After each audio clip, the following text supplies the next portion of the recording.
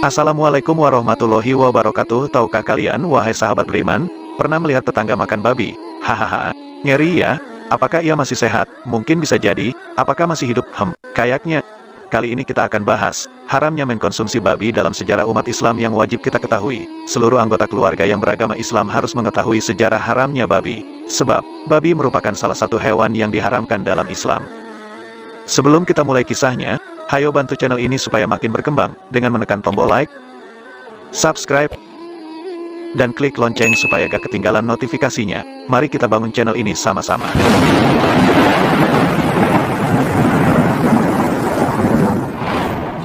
Mengapa babi haram? Hal tersebut telah disebutkan berkali-kali dalam Al-Quran yang menjadi alasan keharamannya.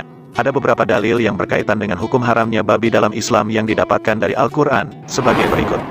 Yang artinya, diharamkan bagimu, memakan, bangkai, darah, daging babi, daging hewan, yang disembeli atas nama selain Allah, yang tercekik, yang terpukul, yang jatuh, yang ditanduk, dan diterkam binatang buas, kecuali yang sempat kamu menyembelihnya, dan diharamkan bagimu, yang disembelih untuk berhala, dan diharamkan juga mengundi nasib dengan anak panah.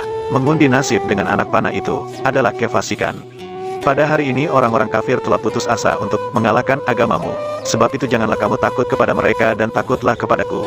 Pada hari ini telah kusempurnakan untuk kamu agamamu, dan telah kucukupkan kepadamu nikmatku, dan telah kuridhoi Islam itu jadi agama bagimu. Maka barang siapa terpaksa karena kelaparan tanpa sengaja berbuat dosa, sesungguhnya Allah Maha Pengampun lagi Maha Penyayang. Quran Surat Al-Maidah ayat 3.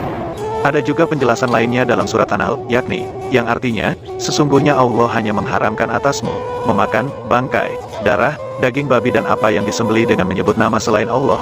Tetapi barang siapa yang terpaksa memakannya dengan tidak menganiaya dan tidak pula melampaui batas, maka sesungguhnya Allah Maha Pengampun lagi Maha Penyayang. Quran Surat An-Nahl ayat 115. Terdapat pula sabda Nabi Muhammad SAW dalam sebuah hadis dari Abu Hurairah bahwasanya Rasulullah SAW bersabda, sesungguhnya Allah telah mengharamkan khamar dan hasil penjualannya, dan mengharamkan bangkai dan hasil penjualannya, serta mengharamkan babi dan hasil penjualannya. Hadis riwayat Abu Daud. Muncullah pertanyaan mengapa babi haram dikonsumsi, sedangkan Allah Subhanahu wa Ta'ala menciptakannya. Sungguhlah maha benar Allah Subhanahu wa Ta'ala dengan segala firman-Nya, pasti ada hikmah di balik itu semua. Semata-mata itu ujian bagi manusia agar dapat melewatinya. Hewan-hewan yang jelek memiliki pengaruh terhadap akhlak dan tabiat seseorang. Tabiatnya yang buruk pada babi supaya tidak ditiru oleh manusia. Binatang yang satu ini jorok, kotor, pemalas dan sangat menjijikan.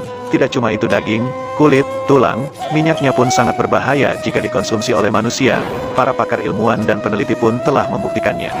Harta dan makanan yang halal dan baik akan menumbuhkan darah dan daging yang baik. Demikian juga sebaliknya. Salah satunya seperti sabda Rasulullah SAW, setan itu bisa menyusup dalam diri manusia melalui saluran darahnya. Hadis riwayat Bukhari dan Muslim. Berkaitan dengan hal tersebut Ibnu Taimiyah rahimahullah berkata, diharamkan darah yang dialirkan karena darah seperti itu dapat membangkitkan syahwat dan menimbulkan amarah. Jika terus dikonsumsi, maka akan membuat seseorang bersikap melampaui batas. Saluran darah inilah tempat mengalirnya setan pada badan manusia. Daging babi bukan hanya diharamkan dalam Islam karena tidak baik untuk mental seseorang tapi juga kesehatan fisik. Banyak penelitian yang menunjukkan bahwa babi mengandung banyak jenis cacing yang telurnya tidak bisa mati walau sudah dimasak. Beberapa bibit penyakit yang dibawa babi seperti cacing pita, Taenia solium, cacing spiral, Trichinella spiralis, cacing tambang, Ancylostoma duodenale, cacing paru, Paragonimus pulmonaris, cacing usus, Fasciolopsis busci, cacing schistosoma, Japonicum. Selain itu, adanya bakteri tuberculosis, TBC, bakteri kolera, Salmonella cholerae suis, bakteri Brucellosis suis, virus cacar, smallpox, virus kudis, scabies, parasit protozoa Balantidium coli, parasit protozoa Toxoplasma gondii di dalamnya dapat membahayakan jika dikonsumsi. Penemuan yang menyatakan bahwa DNA babi mirip dengan manusia juga dapat menyebabkan sifat buruk babi menular ke manusia. Beberapa sifat buruk babi seperti paling rakus, kotor, dan jorok, serta suka memakan bangkai dan kotorannya sendiri, bahkan kotoran manusia.